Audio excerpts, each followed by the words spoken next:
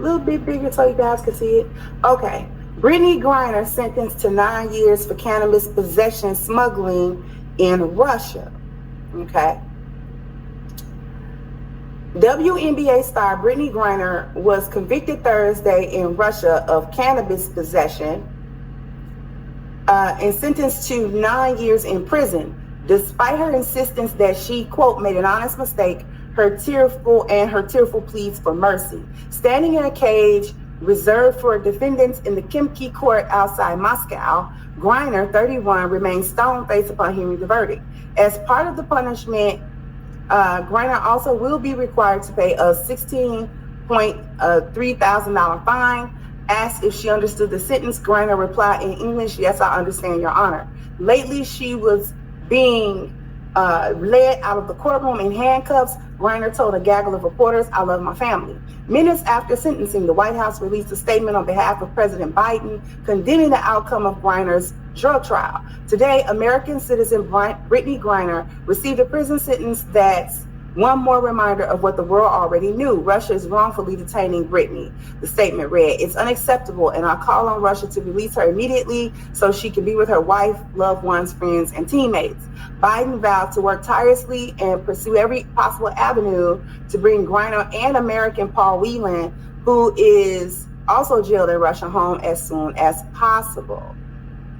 That's her in handcuffs. It's her in the cell at the trial. Okay, speaking outside the courthouse, Griner's Russian legal team said that they have not been contacted about efforts to facilitate a prisoner exchange, which is interesting. Maybe we'll hear something, I don't know, hasn't not been discussed with us, attorney Maria Blagovolina said.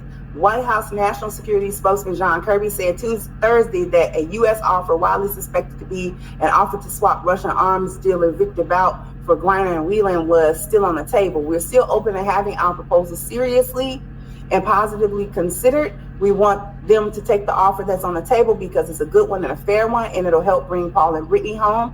Kirby refused to comment on the details of the proposal, but said the negotiations were continuing. Conversations are ongoing on multiple levels. Griner's lawyer said that her client's move following the verdict was bad and she was feeling disheartened. She said they were very surprised by the verdict and plan to appeal the case. "We certainly believe this sentencing does not match the act that was committed. Moreover, it goes completely against legal precedent related to this statute, taking into consideration the quantity of cannabis and Griner's admission of guilt." She added, "We are definitely going to appeal. We certainly disagree, are surprised and disappointed with Khimki Court's ruling today." Okay.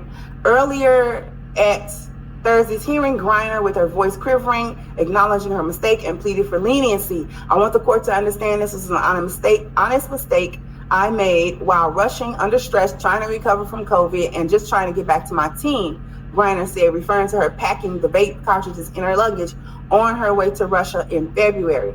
"I know everyone keeps talking about political pawn and politics, but I hope that is far from this courtroom. I made an honest mistake, and I hope that in your ruling that it doesn't end my life here." Speaking from the White House after the sentencing, Kirby said it was not uncommon for Russian courts to throw the book at foreigners. Historically speaking, foreigners that are arrested on drug charges and then convicted under their system tend to get much higher sentences than Russian citizens. She shouldn't have been even been on trial. She's wrongfully detained. We find the sentence reprehensible in its scope.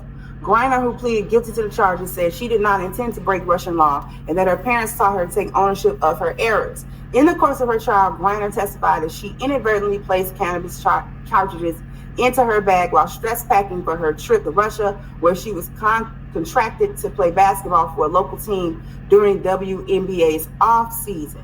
Okay, so that's even why she was in Russia to begin with. WNBA has an off season, and therefore she has to still work because WNBA, star or not, does not make the same amount of money just because the WNBA is not as